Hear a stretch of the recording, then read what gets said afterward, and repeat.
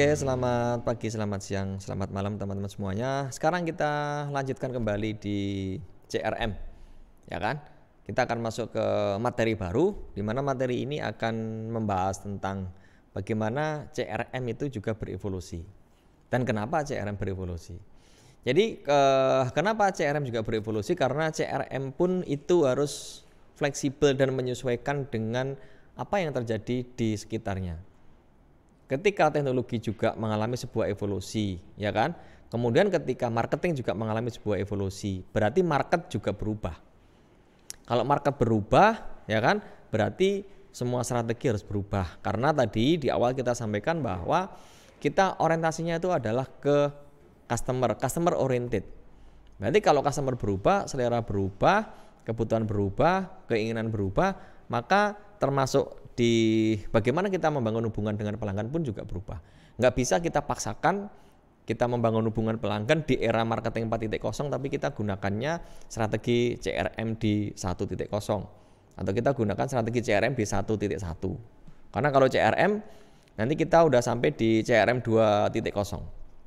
Nah, maka CRM pun harus segera menyesuaikan dengan apa yang terjadi di market. Nah, itu alasan mengapa CRM juga harus mengalami sebuah evolusi.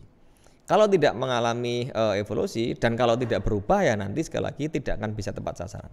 Kita mulai evolusi dari CRM itu dengan membahas tentang tradisional marketing dulu, ya kan? Ingat kita pernah bahas bareng-bareng bersama-sama di konsep tradisional marketing itu kan dimulai dari marketing 1.0. Sampai dengan marketing 5.0. 1.0 itu orientasinya adalah ke product centric, kemudian marketing 2 itu orientasinya adalah ke customer centric, marketing 3 itu orientasinya adalah ke human centric, marketing 4 itu orientasinya adalah ke digital centric, dan marketing yang kelima itu orientasinya adalah ke digital for humanity. Nah, dari situ kita bisa lihat kira-kira tradisional marketing itu mulai dari mana? Berarti tradisional marketing itu dimulai di marketing 1.0 di mana orientasinya benar-benar ke produk centric. Ketika meng-create produk itu AB terhadap want and need-nya customer. Kenapa? Karena memang pada saat itu tingkat persaingannya masih lemah. Sehingga apapun produk yang kita create, produk yang di-create itu akan bisa diterima oleh pasar. Ya kan? Itu kalau kita bicara ke tradisional marketing. Baru bergeser ketika di pemasaran 2, kemudian berbeda lagi di pemasaran 3, 4, dan sekarang sampai di 5. Ya kan? Kalau kita bicara tentang tradisional marketing, berarti juga malah perubahan dong di marketing mix-nya. Yang awalnya itu 4P jadi 7P, sekarang marketing mix itu ada yang sebut ada 4C, ada yang sebut marketing mix di era sekarang itu 4E misalkan. Jadi mengalami perubahan-perubahan. Nah, ini kalau kita bicara tentang tradisional marketing itu seperti apa. Orientasi ke produk, kemudian ke production oriented dan seterusnya.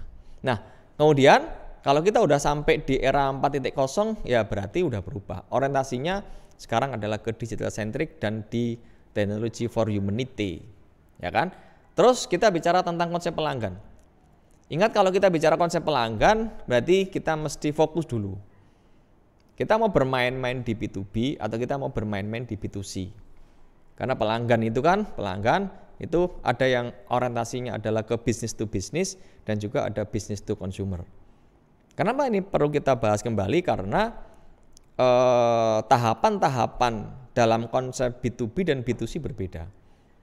Tahap pembelian pada konsep B2B dan B2C berbeda. Ya kan? Kenapa? Karena konsep B2B teman-teman masih ingat business to business itu siapapun beli produk tertentu, ya kan? Itu untuk dijual kembali, itu untuk diproses kembali, itu untuk didisplay dan sebagainya. Sehingga pertimbangannya akan sangat jauh berbeda kalau kita beli produk untuk kita gunakan sendiri atau yang disebut dengan konsep business to consumer. Sebisa mungkin kalau kita beli sesuatu untuk kita pakai sendiri ya kita cari produk yang berkualitas, yang harganya murah, kemudian yang bergaransi, kemudian dan lain-lain. Ya kan? Tapi kalau kita kembali ke B2B nggak kayak gitu. B2B orientasinya adalah kira-kira mana sih yang memang sekarang produk ini memang menjadi kebutuhan pasar dan kira-kira memang pasar itu punya kemampuan untuk beli itu. Dan yang terakhir adalah mana sih yang kira-kira menguntungkan bagi kita. Meskipun kita ngerti produk itu nggak berkualitas, tapi selama memang pasar mengendaki, kita untung ya kenapa tidak. Ini kalau kita bicara ke dalam konsep pelanggan. Saya ulangi, konsep pelanggan nanti tergantung kita akan bermain-main di B2B kah atau kita akan bermain-main di B2C kah. Ini kalau kita mengawali pembahasan di bagaimana CRM juga mengalami sebuah evolusi. Oke, kalau kita bicara tentang corporate, ya kan tuntutan yang mutlak bagi seorang pengelola corporate, tuntutan mutlak bagi seorang perusahaan itu harus punya namanya keunggulan. Atau seringkali saya sebut dengan CA. CA itu apa? CA adalah competitive advantage atau keunggulan kompetitif. Tapi kalau kita bicara tentang keunggulan itu nggak cukup. Kalau kita merasa kita punya keunggulan toh nggak cukup. Ya, nanti lanjutannya bagaimana kita harus mampu meng-create keunggulan kita itu menjadi keunggulan yang berkelanjutan, sustainable competitive advantage. Kenapa? Karena kita udah susah payah membangun diferensiasi di produk kita udah susah payah menentukan, oh ini sebetulnya yang menjadi keunggulan dari produk atau layanan kita, kemudian besok tiba-tiba ada pesaing kita datang membawa konsep yang sama, ya berarti kita akan banyak kerugian di situ. Nah, maka sekali lagi corporate mesti pertimbangkan bagaimana kita mampu membangun sustainable competitive advantage. Nah, bagaimana kita bisa sampai ke SCA itu ya? Kita mulai dari jalur 1 sampai jalur 5. Ini saya kutip dari hasil penelitiannya Ahmad Jakfar ya, salah satu dosen dari UI. Jadi ada jalur untuk menuju ke CRM. Yang pertama adalah harus ada jalur terintegrasi customer service yang pertama. Yang kedua adalah harus melalui jalur adanya integrasi data pelanggan. Kemudian yang ketiga ada pemahaman pelanggan bisa lebih baik. Jalur yang keempat ini bicara tentang bagaimana meningkatkan kepuasan pelanggan. Dan jalur yang kelima bagaimana kita bisa meningkatkan jumlah pelanggan secara kuantiti. Jadi selain kepuasan, jalur yang kelima yang bisa dipakai untuk membangun sustainable competitive advantage melalui CRM itu, ya kan, ada jalur 1, 2, 3, 4, dan 5. Nah ini teman-teman di jalur-jalur yang bisa ditempuh untuk mencapai hal itu. Nah kemudian berikutnya kita akan masuk pembahasan di bagaimana CRM itu berevolusi, ya kan? Bagaimana CRM itu berevolusi.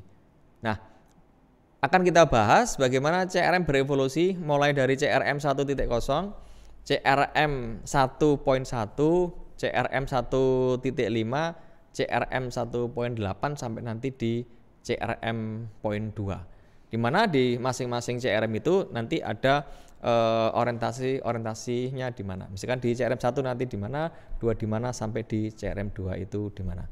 Ini tentang evolusi nanti akan kita jelaskan masing-masing CRM baik 1 sampai dengan CRM 2.0.